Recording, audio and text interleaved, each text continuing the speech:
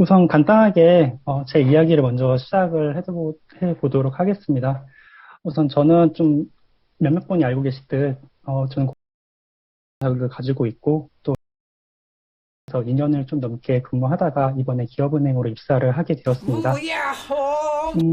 우선 근무를 하면서 에서 좀 실무를 보다가 이거 내가 하면 되게 재밌을 것 같다. 이거 하면 좀 잘할 수 있을 것 같은데? 이런 생각들과 또 여러 가지 환경적인 요소가 결합이 되어서 이렇게 기업은행에 입사를 하게 되었습니다.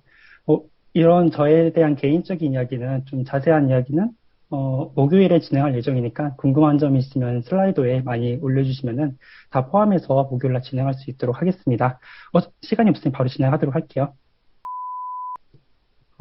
우리가 다들 놀러 가서 맛집을 찾을 때 뭐 비슷한 위치와 규모를 가진 두 음식점이 있다고 하면은 여러분은 어떻게 맛집을 검증을 할 수 있을까요?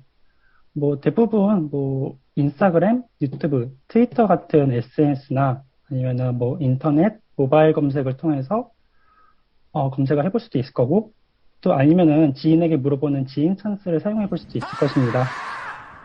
그런데 이러한 방법들은 누군가의 주관이 결국에는 개입이 되는 정상평가라는 점에서 좀 약간 단점을 가지고 있는데, 결론적으로는 저희는 이제 앞으로 금융 전문가가 될 건데, 정량적인 평가로 객관적인 기준을 제시해야 되지 않을까라는 그런 생각에서 이 세대를 준비하게 되었습니다.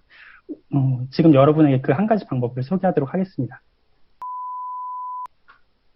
대부분 가게 매장 내에는 영업 신고증과 더불어서 사업자 등록증이 게시가 됩니다. 사업자 등록증을 이용한 방법을 좀 소개하기 전에 우선 TMI 두 가지를 전달 드리도록 할게요. 우선 첫 번째, 사실 부가가치세법과 그에 따른 시행령 그리고 시행 규칙에는 어떤 사업자 등록과 신청에 대한 의무만 주어져 있지 어떤 게시를 의무화하고 있지는 않습니다. 그러나 이런 사업자 등록번호를 통해서 세금 계산서가 발행이 되기 때문에 어떤 사업자 간 거래 편의를 위해서 많이들 그 매장 내에 게시를 하고 있습니다. 또한 이런 영업신고증과 더불어서 사업자 등록증은 현재 우리 가게가 정상적인 영업을 하고 있다라고 하는 증거도 제공함으로 많이들 하고 있는 걸로 알고 있습니다. 그리고 이러한 이유 때문에 홍콩에서는 아예 사업자 등록 조례에 따라서 게시 의무를 부과를 하고 있습니다. 그리고 두 번째 TMI를 소개시켜드리면은, 저희가 얼마 전에 금융실명제 시간에서도 사업자 등록증에 대해서 살짝 배웠지만, 사실 개인 사업자는 그 상법 제20조에 따라서 회사임을 표시하는 명칭을 상호로 사용할 수 없습니다. 뭐 세무서에서도 약간 착각하지 않으면은 대부분 발급을 거절하고 있고요. 따라서 법인 아닌 자의 상호에 어떤 회사 명칭이 있으면은 위변조가 있지 않을까라고 의심해봐도 뭐 나름 합리적이라고 생각이 듭니다. 그러면은 좀 본격적으로 사업자 등록증을 이용해서 맛집 검증을 어떻게 해야 할지 한번 알아가 보도록 하겠습니다. 우선 여러분은 그 사업자 등록증의 그 아래 괄호 부분 안에 들어있는 사업자 구분, 이 부분과 그리고 맨 아래쪽에 있는 전자세금계산서 전용 전자우편 주소에 어떤 이메일이 기재가 되어 있는지 한번 보시면 됩니다. 우선 개인의 사업자 구분 같은 경우에는 일반 가세자와 간이 가세자로 구분이 되어 있고 법인 사업자 같은 경우에는 법인 사업자라고만 기재가 됩니다. 음, 그리고 수업 중에 약간 떠오른 거였는데 하나 더 TMI를 드리자면은 또 과거에는 개인 사업자 등록증에서 어떤 주민등록번호가 기재가 되었었는데 그동안 개인정보 유출 등으로 인해 가지고 문제가 많았고 그래서 결국에는 현재 생년월일을 기재하도록 서식이 변경되어 있습니다. 우선 사업자 등록증에 기재되어 있는 용어에 대해서 먼저 한번 정리하고 가도록 하겠습니다. 우선 일반 과세자란 간이 과세자가 아닌 사업자를 말하고 있고요. 그리고 간이 과세자란 직전 연도의 공급 대가가 개정 후 금액으로 연 8천만 원 미만에 해당하는 사업자를 의미합니다. 간단하게 생각하면은 그 규모가 작은 사업자는 그 세무 당국에서 그 간이 과세자로 분류를 해서 세금 납부를 좀 더 편하게 하는 그런 장치를 마련했다고 생각하시면 됩니다. 그리고 여기서 말하는 공급 대가는 매출액이라고 생각하시면 됩니다. 그리고 추가적으로 전자세금 계산서 발행 의무자에 대해서는 부가가치세법상 법인 사업자 또는 직전연도 공급가액이 3억 원 이상인 개인 사업자로 규정을 하고 있습니다.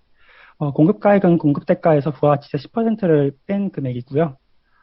정부에서는 결국 세금 신고를 앞으로 전자로 많이 하도록 독려하는 걸 알 수 있습니다. 그리고 일정 규모 이상의 사업자는 그 능력이 된다고 보아서 우리 모두 강제를 하고 있는 실정입니다. 자, 그리고 드디어 이제 구체적인 검증 방법을 한번 알려드리도록 하겠습니다. 우선 여러분은 방금 간이 가세자와 일반 가세자의 매출액 규모에 대해서 배웠습니다. 그럼 이러한 기준에 맞추어서 테이블 20개라고 하는 동의 규모를 가정하고 또 하루 12시간 영업을 하고 한 그릇당 5,000원 정도다라고 생각을 했을 때에는 오른쪽처럼 계산식을 산출할 수 있습니다. 좀 내용이 복잡하니까 이 관련된 내용은 밴드에 올릴 테니 한번 보시도록 하고요. 결론적으로는 8천만 원을 기준으로 했을 때 동일 시간대에 전체 테이블 중 18.45% 고객이 자리를 차지하고 있을 것이며 그리고 전자세금계산서 발급 의무자의 경우에는 동일 시간대에 전체 테이블 중 75.45% 고객이 자리를 차지하고 있음을 알 수 있습니다.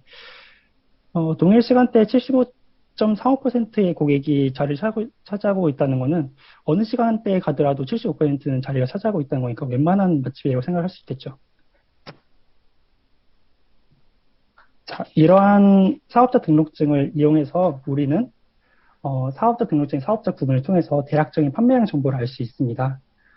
진짜 아무런 정보가 없이 가게에 갔을 때 우리는 공적 증명서인 사업자 등록증으로 시간당 판매량 그리고 테이블 회전율을 추정을 할 수 있습니다.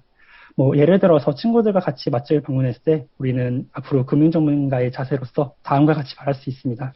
좀 약간 좀 발연기이긴 하지만 한번 연기해 보도록 할게요. 우선 친구가 들어가면서 여기가 과연 맛집일까? 맛일지 잘 모르겠는데 확신이 잘 없어 라고 얘기를 하면은 우리는 가게에 입장하면서 한번 내가 사업자 등록증 보니까 여기 일반 가세자로 등록된 개인 사업자이더라. 뭐 그리고 아래 이메일 주소가 돼 있는 거 보니까 전자세금계산서 발행 의무자에도 해당되는 것 같으니 최소 연매출이 3.3억 원 나온 집으로 보이네. 해당 매출을 기준으로 하루 12시간과 그리고 대략 20테이블 정도 있다고 가정하면은 시간당 판매량은 15그릇이라고 보이고 또한 오늘 하루 이 테이블 사용하는 인원은 대략 9명을 생각할 수 있고 동시간대 점유율은 약 75%라고 생각할 수 있어. 그러니까 우리는 어느 시간대 가더라도 75%를 차지하는 이 집을 맛집이라고 생각할 수 있지 않을까? 참 쉽지? 라고 얘기할 수 있게 되는 거죠. 완전 무대를 그래서 우리는 이러한 객관적인 지표를 제시할 수 있습니다.